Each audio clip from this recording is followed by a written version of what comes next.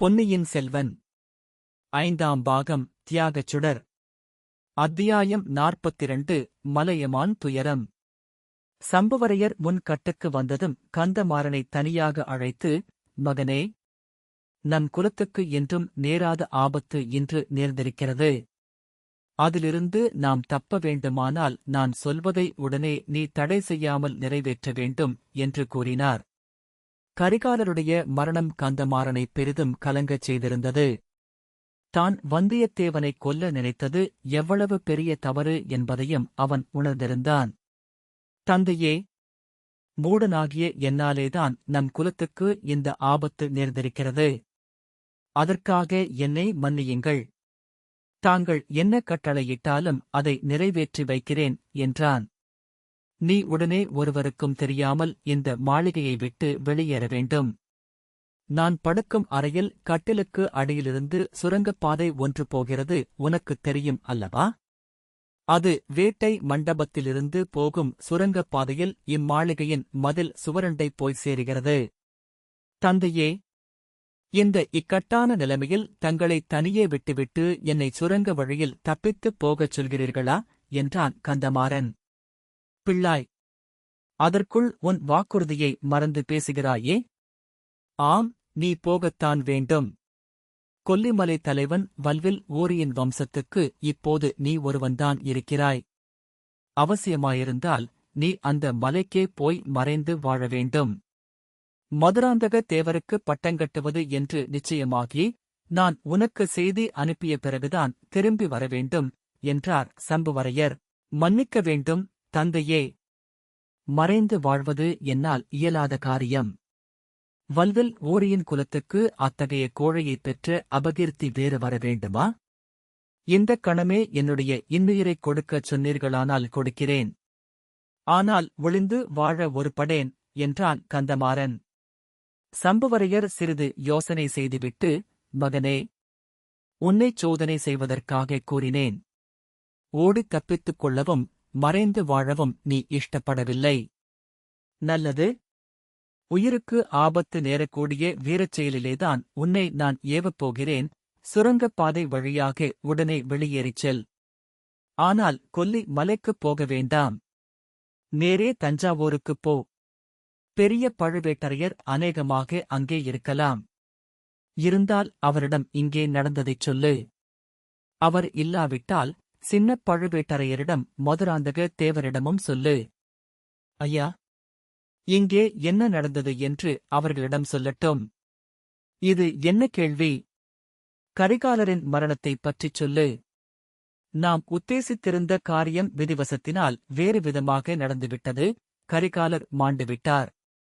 மதுராந்தகருக்கு பட்டம் கட்ட இதுதான் தக்க சமயம் என்று அவர்களுக்குத் தெரியப்படுத்து. மலையமானும் கொடும்பாளூர் வேளானும் அதற்கு குறுக்கே நிற்பார்கள்.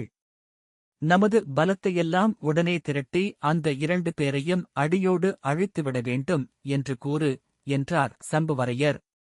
கரிகாலர் எப்படி மரணமடைந்தார் என்று அவர்கள் கேட்டால் என்ன சொல்லட்டும் என்றான் கந்தமாறன். வேறு என்ன சொல்கிறது?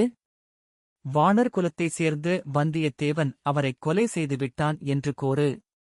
இன்னும் ஒரு முக்கியமான விஷயம். இதை நன்றாக ஞாபகம் வைத்துக்கொள். வந்தியத்தேவன் ஈழ நாட்டுக்குப் போய்த் திரும்பி வந்திருக்கிறான்.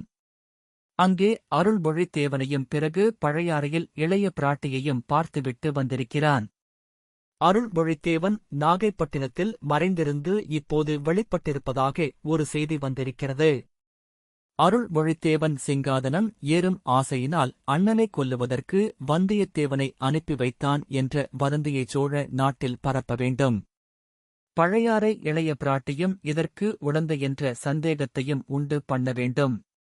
இதையெல்லாம் பழுவேட்டரையர்களிடமும் மதுராந்தக தேவரிடமும் சொல்லு.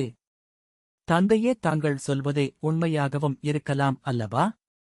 சிநேகத் துரோகியான வந்தியத்தேவன் அத்தகைய பயங்கரமான எண்ணத்துடனேயே இந்த மாளிகைக்கு வந்திருக்கலாம் அல்லவா? இருக்கலாம் மகனே. ஆனால் பழுவூர் இளைய ராணி திடீரென்று மாயமாய் மறைந்து போனதற்கு காரணம் கண்டுபிடிக்க வேண்டுமே. அவள் பேரிலும் அவளுக்கு உடந்தையாயிருந்த பாண்டிய நாட்டு ஆபத்துதவிகளின் பேரிலும் வல்லவரையன் வந்தியத்தேவன் குற்றம் சாட்டுகிறானே. குற்றம் செய்தவன் மற்றவர்கள் பேரில் அதைச் சுமத்தவே பார்ப்பான். இப்போது எனக்கு எல்லாம் விளங்குகிறது. தந்தையே, பழுவூர் இளைய ராணியை பழையாறை குந்தவை தேவிக்கு எப்போதும் பிடிப்பதே இல்லை. கரிகாலரை கொன்றுவிட்டு அதே சமயத்தில் பழுவூர் இளைய ராணியை அபகரித்துக் கொண்டு போவதற்கும் அவள்தான் ஏற்பாடு செய்திருக்க வேண்டும். முதன் மந்திரி அநிருத்தரும் இதற்கு உடந்தை போலிருக்கிறது. அதற்காகவே இந்த வந்தியத்தேவனை அவர்கள் அனுப்பியிருக்கிறார்கள். ஐயோ, அவர்களுடைய சூழ்ச்சியை அறியாமல் மோசம் போய்விட்டோமே. கந்தமாறா, போனதைப் பற்றி வருந்துவதில் பயனில்லை. இனிமேல் நடக்க வேண்டியதை பார்க்க வேண்டும். நீ உடனே புறப்பட்டுச் செல். கரிகாலன் மரணச் செய்தி சுந்தர சோழருக்குப் போய்ச் சேர்வதற்கு முன்னால், தஞ்சையில் வேறு யாருக்கும் தெரிவதற்கு முன்னால் பழுவேட்டரையர்களுக்கும் மதுராந்தகருக்கும் தெரிய வேண்டும். ஆகையால் நீ விரைந்து செல். தஞ்சைக் கோட்டைக்குள் போவதற்கும் இரகசியச் சுரங்க வழி உண்டு என்பது உனக்குத் தெரியும் அல்லவா? தெரியும், தெரியும். அப்படியானால் உடனே புறப்படு. புறப்படுகிறேன், தந்தையே. என் தங்கை மணிமேகலை. அவளைப் பற்றித்தான் சிறிது கவலையாயிருக்கிறது. வேண்டாம் உனக்கு அந்தக் கவலை. நம்மிடம் அவள் உளறியது போல் வேறு யாரிடமும் உளறுவதற்கு நான் விடமாட்டேன். அப்படி அவள் உளர முற்பட்டால் அவளை என் கையினாலேயே கொன்றுவிடுவேன். ஐயோ, அதற்காகத்தான் கவலைப்படுகிறேன். தங்கள் கோபத்தை எண்ணித்தான் பயப்படுகிறேன். வேண்டாம். அவளுடைய மனத்தை மாற்றும் வழி எனக்குத் தெரியும். ஆகா, விதி விசித்திரமானதுதான். முதலில் அவளை நாம் மதுராந்தகத் தேவருக்கு மணம் செய்து கொடுப்பது என்று எண்ணினோம். இடையில் அந்த எண்ணத்தை மாற்றிக்கொண்டு கரிகாலருக்கு மணம் செய்து கொடுக்க உத்தேசித்தோம். கரிகாலர் இன்று பிணமாகக் கிடக்கிறார். நல்லவேளை, மணிமேகலையின் உள்ளம் அவரிடம் சொல்லவில்லை. நமது பழைய உத்தேசத்தையே நிறைவேற்ற வேண்டியதுதான். ஆனால் தந்தையே, மணிமேகலையின் உள்ளம் இப்போது அந்தச் சண்டாளன் வந்தியத்தேவன் பேரில் அல்லவா போயிருப்பதாகத் தெரிகிறது. அதெல்லாம் ஒன்றுமில்லை மகனே. மணிமேகலைக்கு தன் மனத்தைத்தான் அறியும் பிராயமே இன்னும் வரவில்லை. அவளை நான் கவனித்துக் கொள்கிறேன். நீ இனி ஒரு கணமும் இங்கே தாமதிக்க வேண்டாம். அச்சமயம் முதல் சுவர்களுக்கு வெளியில் வெகு சமீபத்தில் எழுந்த ஆரவாரத்தை கேட்ட கந்தமாறன், அப்பா, இது என்ன? மலையமான் படைகள் நெருங்கி வருவது போல் காண்கிறதே. மலையமானை தாங்கள் மாலையில் பார்த்தபோது அந்த கிழவன் என்ன சொன்னான் என்று கேட்டான். நல்ல மங்களகரமான செய்தியைத்தான் சொன்னான். மணிமேகலையை ஆதித்த கரிகாலருக்கு மணம் செய்து கொடுக்கப் போகும் செய்தி அறிந்து அக்கிழவன் மிக்க மகிழ்ச்சி அடைந்தானாம். அதே மணப்பந்தலில் அவருடைய மகள் வயிற்றுப் பேத்தி ஒருத்தியையும் மணஞ்செய்து கொடுக்கலாம் என்று அழைத்து வந்திருக்கிறானாம். அழகாயிருக்கிறதல்லவா? மாளிகைக்கு வரும்படி நான் அழைத்ததற்கு நாளை பொழுது விடிந்ததும் நல்ல முகூர்த்தத்தில் வருவதாகச் சொல்லியிருக்கிறான். அவருடைய வீரர்கள் இப்போதே வரப்போகும் திருமணத்தைக் கொண்டாடுகிறார்கள் போலிருக்கிறது. இவ்விதம் கூறிவிட்டு சம்புவரையர் சிரிக்கப் பார்த்தார். ஆனால் சிரிப்பு அரை குறையாக வந்துவிட்டது. வா, வா, நானே உன்னை சுரங்கப் பாதையில் கொண்டு போய் விட்டு வருகிறேன். வழியில் ஒரு வினாடி கூட நீ தாமதிக்கக் கூடாது. வழியில் எங்கேயாவது குதிரை சம்பாதித்துக் கொண்டு விரைந்து போக வேண்டும் என்றார். சம்புவரையர் கையில் ஒரு தீபத்தை எடுத்துக்கொண்டார். இருவரும் சுரங்கப் பாதையில் புகுந்தார்கள். விரைவாக நடந்தார்கள். மாளிகையின் மதில் சுவரை கந்தமாறன் கடந்த பிறகு சம்புவரையர் அவனைக் கட்டித் தழுவி ஆசி கூறிவிட்டு திரும்பினார். விளக்கு வேண்டுமா என்று கேட்டதற்கு கந்தமாறன், வேண்டாம் அப்பா, எனக்கு இந்த வழி நன்றாய்த் தெரிந்ததுதானே. கண்ணைக் கட்டிவிட்டாலும் போய் விடுவேன் என்றான். அவன் சுரங்கப்பாதையில் கண்ணுக்கு மறைந்த பிறகு சம்புவரையர் திரும்பினார். வழியில் வேட்டை மண்டபத்துக்குள் புகுந்தார். அடுத்த அறையில் ஏதாவது சத்தம் கேட்கிறதா என்று காது கொடுத்து கேட்டார். ஒன்றும் கேட்கவில்லை. சில கண நேரம் தயங்கி நின்றார். பிறகு ஒரு முடிவான தீர்மானத்துக்கு வந்தவர் போல் பெருமூச்சு விட்டார். விளக்கை நன்றாகத் தூண்டி வைக்க வேண்டிய இடத்தில் வைத்துவிட்டு விரைந்து திரும்பிச் சென்றார். திரும்பச் சம்புவரையர் முன்கட்டுக்குச் சென்றதும் அந்தப் புறத்து பெண்களையெல்லாம் ஒன்று சேர்த்தார். அவர்கள் எல்லோரும் ஏற்கனவே கலங்கிப் போயிருந்தார்கள். கண்ணீரின் கம்பலையுமாக கந்தமாறனால் அந்தப் புறத்தில் கொண்டு வந்து தள்ளப்பட்ட மணிமேகலையைக் கேட்டு அவர்கள் ஒருவாறு கரிகாலன் மரணத்தைப் பற்றி தெரிந்து கொண்டிருந்தார்கள். பெண்களே, நம் குலத்துக்கு என்றுமில்லாத பெரும் விபத்து ஏற்பட்டுவிட்டது. எந்த நிமிஷத்திலும் நீங்கள் இந்த மாளிகையை விட்டு புறப்பட சித்தமாயிருக்க வேண்டும். பல தினங்கள் காட்டிலும் மலையிலும் காலங்கழிக்கவும் துணிவு பெற வேண்டும். எல்லாரும் அவரவர்களுடைய ஆடை ஆபரணங்களை எடுத்துக்கொண்டு நிலா முற்றத்துக்கு வந்து சேருங்கள். அழுகைச் சத்தமோ புலம்பல் சத்தமோ முணுக் என்று கூடக் கேட்கக்கூடாது. தெரியுமா என்று எச்சரித்தார். பின்னர் சம்புவரையர் மாளிகையின் முன்வாசற் பக்கம் வந்தார். முன்வாசல் கோபுரத்தின் மேல் ஏறி வெளியிலே என்ன அவ்வளவு ஆரவாரம் என்று தெரிந்து கொள்ள விரும்பினார். அதற்கு அவகாசம் கிடைக்கவில்லை. ஏனெனில் அவர் முன் வாசலை நெருங்கும்போதே வெளியிலிருந்து வீரர்கள் கோட்டை வாசற்கதவுகளை தகர்த்து தள்ளிவிட்டு உள்ளே தடதடவென்று புகுந்து கொண்டிருந்தார்கள். வாசற்காவலர்கள் அவர்களைத் தடுக்க முயன்று முடியாமல் கீழே விழுந்து கொண்டிருந்தார்கள். இதுவல்லாமல் கோட்டையின் மதில் சுவர் மீது ஏறிக் குதித்தும் வீரர்கள் உள்ளே புகுந்து கொண்டிருந்தார்கள். சம்புவரையரின் உள்ளத்தில் பெரும் பீதியும் கலக்கமும் ஏற்பட்டன. கரிகாலன் கொலையுண்ட செய்தி ஒருவேளை மலையமானுக்கும் தெரிந்துவிட்டதா என்ன? இதற்குள் எவ்விதம் தெரிந்திருக்கும்? தெரிந்தால் தெரியட்டும். எப்படியும் தெரிந்துதானே தீர வேண்டும். ஆனால் இன்னும் சிறிது நேரத்துக்கு இவர்களை இங்கேயே நிறுத்தி தாமதப்படுத்தி வைக்க வேண்டும். அரை நாழிகை நேரம் தாமதித்தால் போதுமானது. அதற்குள் நாம் உத்தேசித்த காரியம் நிறைவேறிவிடும். கோட்டை வாசலுக்கும் மாளிகை முகப்புக்கும் நடுவில் இருந்து நிலா முற்றத்தின் நடுவில் சென்று சம்புவரையர் கம்பீரமாக நின்றார். அவர் கையிலே கூரிய வாள் மின்னியது. அவருக்குப் பின்னால் 7-8 வீரர்கள் நெடிய வேல்களைப் பிடித்துக் கொண்டு நின்றார்கள். அவர்களில் சிலர் கையில் தீவர்த்தி வெளிச்சம் வைத்துக் கொண்டிருந்தார்கள். வாசற் கதவுகளை உடைத்து தகர்த்துக் கொண்டு முன்னால் வந்த வீரர்களைத் தொடர்ந்து திருக்கோவலூர் மலையமானும் பார்த்திபேந்திரனும் வந்தார்கள். நிலா முற்றத்தின் நடுவில் நின்ற சம்புவரையரை பார்த்துவிட்டு பார்த்திபேந்திரன் மலையமானுக்கு அவரைச் சுட்டிக் காட்டினான். இருவரும் சம்புவரையரை நோக்கி வந்தார்கள். அருகில் வரும்போதே மலையமான், சம்புவரையரே, இது என்ன நான் கேள்விப்படுவது? அத்தகைய பாதகத்தையும் செய்வீரா? ஓகோ, இது என்ன? கையில் வாளுடன் நிற்கிறீரே, உமது உத்தேசம் என்ன என்று கேட்டுக்கொண்டே வந்தார்.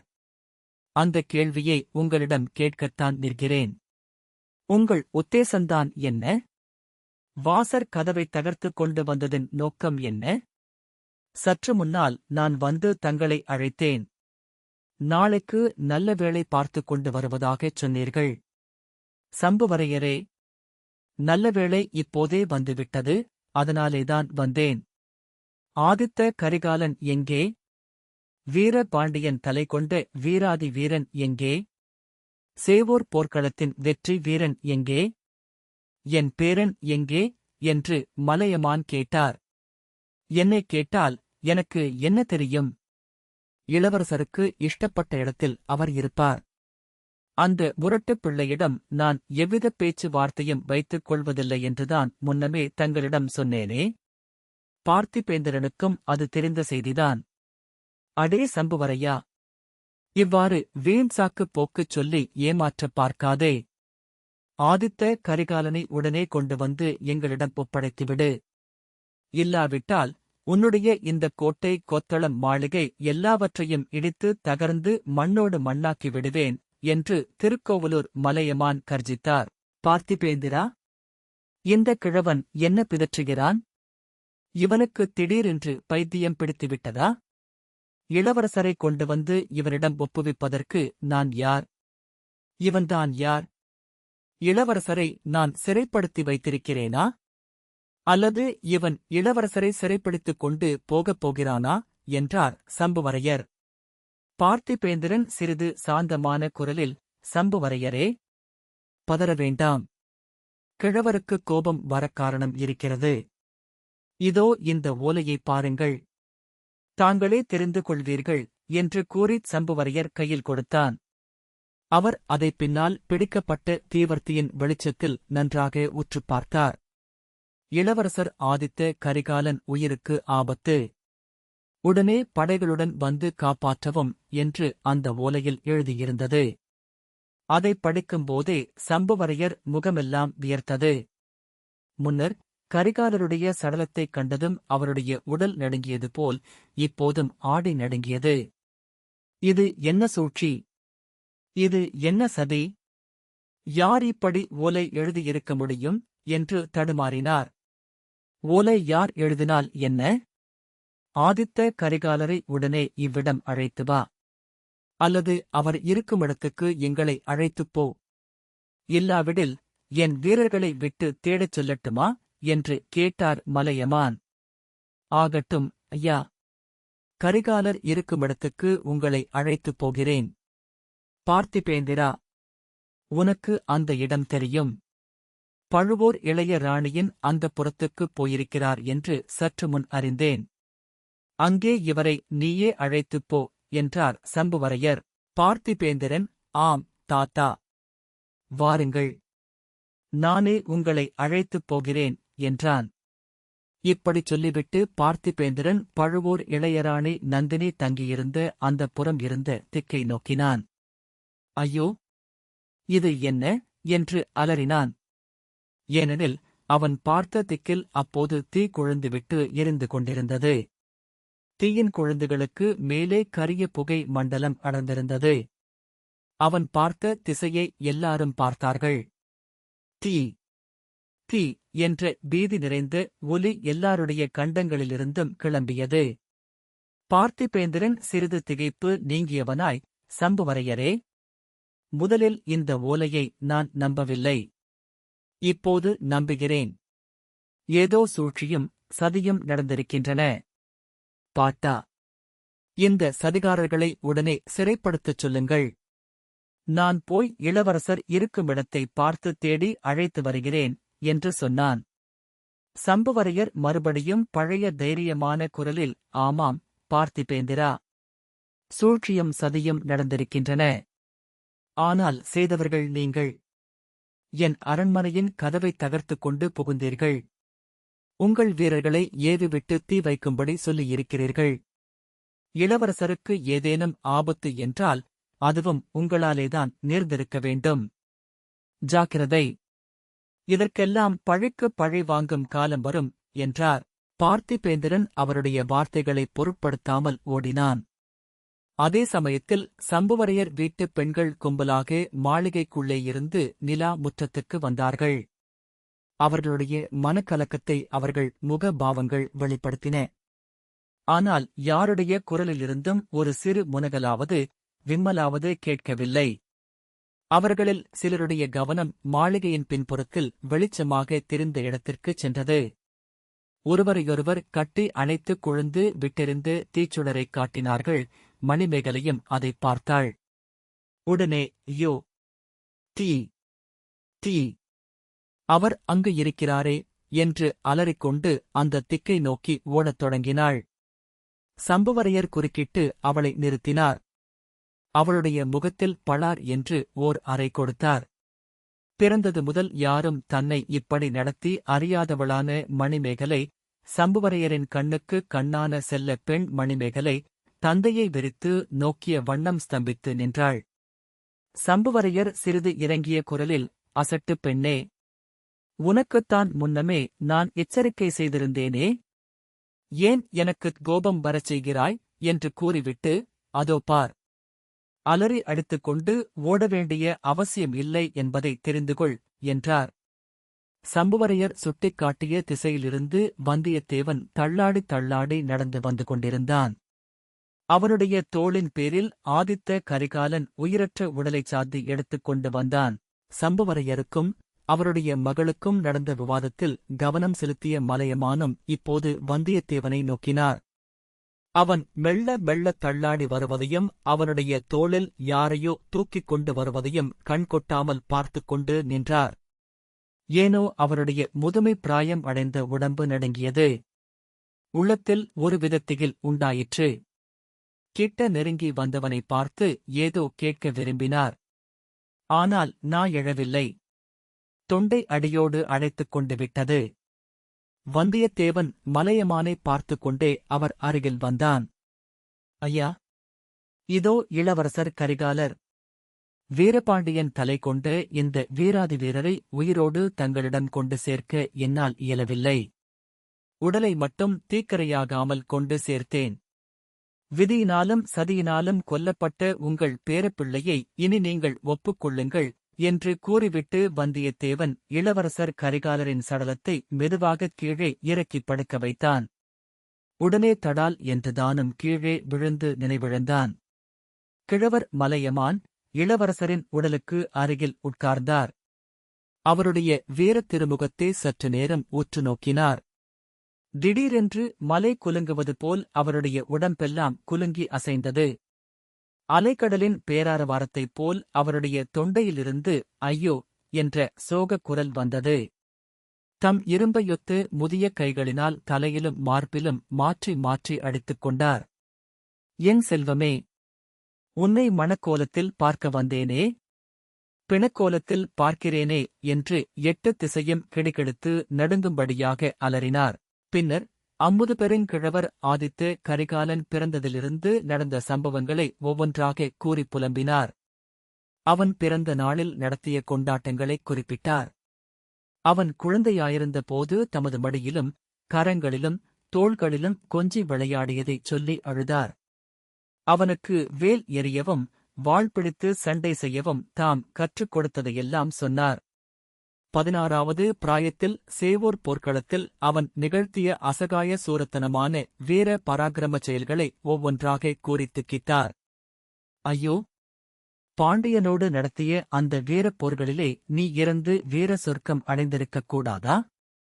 இந்தச் சண்டாளன் சம்புவரையனும் இவனுடன் சேர்ந்த சதிகாரர்களும் செய்த சூழ்ச்சிக்கு இரையாகியா மாண்டிருக்க வேண்டும்? அந்தோ, உன்னை நானே இவன் விருந்தாளியாகப் போகும்படி சொல்லி அனுப்பினேனே. எனக்கு வயதாகிவிட்டது. உனக்கு இங்கே நண்பர்கள் வேண்டும் என்று எண்ணி இவன் மகளை நீ மணந்து கொண்டால் உன் கட்சியில் இருப்பான் என்று நம்பி அனுப்பினேனே. சம்புவரையன் மாளிகைக்கு அனுப்புவதாக எண்ணிக்கொண்டு யமனுடைய மாளிகைக்கு விருந்தாளியாக அனுப்பிவிட்டேனே. நான் அல்லவோ பாதகன்? நான் அல்லவோ உன்னைக் கொன்றவன் என்று கூறி மீண்டும் மீண்டும் தம் தலையில் அடித்துக் கொண்டார். பின்னர் திடீரென்று சோகத்திலிருந்து விடுபட்டு ரோத்திராகாரம் அடைந்து சுற்று முற்றும் பார்த்தார். அடே சம்புவரையா, உண்மையைச் சொல். இளவரசர் எப்படியடா மாண்டார்? என்ன சூழ்ச்சியடா செய்தாய்? தேவேந்திரனே வந்து எதிர்த்தாலும் நேருக்கு நேர் நின்று அவனை வென்றிருக்க முடியாதே. எத்தனை பேரை அவன் பேரில் ஏவிவிட்டாய்? அவர்கள் எங்கே மறைந்திருந்து எப்படியடா இந்த வீராதி வீரனைக் கொன்றார்கள்? உண்மையைச் சொல்லிவிடு என்று கர்ஜித்தார். சம்புவரையரும் கோபத்தோடு, கிழவா, உன் முதுமை பிராயத்தை முன்னிட்டு பொறுத்திருக்கிறேன். இளவரசர் எப்படி இறந்தார் என்று உனக்கு எவ்வளவு தெரியுமோ அவ்வளவுதான் எனக்கும் தெரியும். இளவரசர் சடலத்தை தூக்கிக் கொண்டு வந்தானே, அவனைக் கேட்டால் ஒருவேளை சொல்லுவான். என்னைக் கேட்பதில் என்ன பயன் என்றார். அடே, உன்னுடைய மாளிகையில் உன்னுடைய விருந்தாளியாக இருக்கும்போது இச்சம்பவம் நேர்ந்திருக்கிறது. நீ ஒன்றும் அறியாதவன் போல பேசுகிறாய். இதை யார் நம்புவார்கள்? நல்லது, உன்னைச் சுந்தர சோழ சக்கரவர்த்தி கேட்கும்போது இந்த மறுமொழியை அவரிடம் சொல்லு. வீரர்களே, இந்தச் சம்புவரையனைச் சிறைப்படுத்துங்கள். இவனுடைய மாளிகை, மதில் சுவர் எல்லாவற்றையும் இடித்து தரையோடு தரை ஆக்குங்கள் என்று கிழவர் இடிமுழக்கம் போன்ற குரலில் கட்டளையிட்டார். அப்போதுதான் திரும்பி வந்திருந்த பார்த்திபேந்திரன் மலையமானை பார்த்து, ஐயா, இந்த மாளிகையை அழைக்கும் பொறுப்பு நமக்கு கிடையாது. அக்னி பகவான் அந்த வேலையை மேற்கொண்டு விட்டார். அதோ பாருங்கள் என்றான். மலையமான் பார்த்தார். அந்தப் பெரிய மாளிகையில் ஒரு மூலையில் சற்று முன் காணப்பட்ட தீ வெகு சீக்கிரமாக பரவி வருவதைக் கண்டார். பிரம்மாண்டமாக வளர்ந்து வானளாவிக் கொழுந்து விட்டெறிந்து அப்பெருந்தி மாடக்கூடங்களையும் மச்சு மெத்தைகளையும் கோபுர கலசங்களையும் விழுங்கி பஸ்மீகரம் செய்து கொண்டு மேலும் மேலும் இரை தேடி அதன் 1000-10,000 சென்னாக்குகளை நீட்டிக்கொண்டு விரைந்து வருவதைக் கண்டார். அந்த கோர பயங்கரமான காட்சியைப் பார்த்த வண்ணமாக திருக்கோவலூர் வீரர்கள் பிரமித்து நிற்பதையும் கண்டார். சரி, சரி.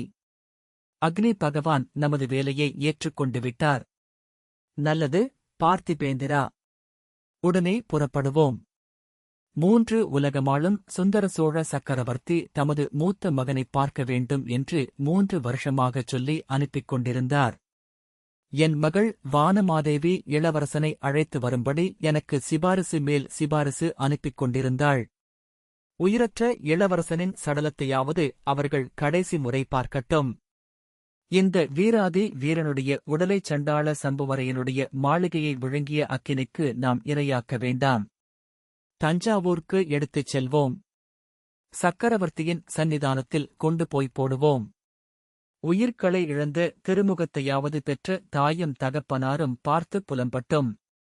இளவரசனைக் கொன்ற சண்டாள பாதகர்களுக்கு தக்க தண்டனை சக்கரவர்த்தியே விதிக்கட்டும் என்றார் மலையமான்.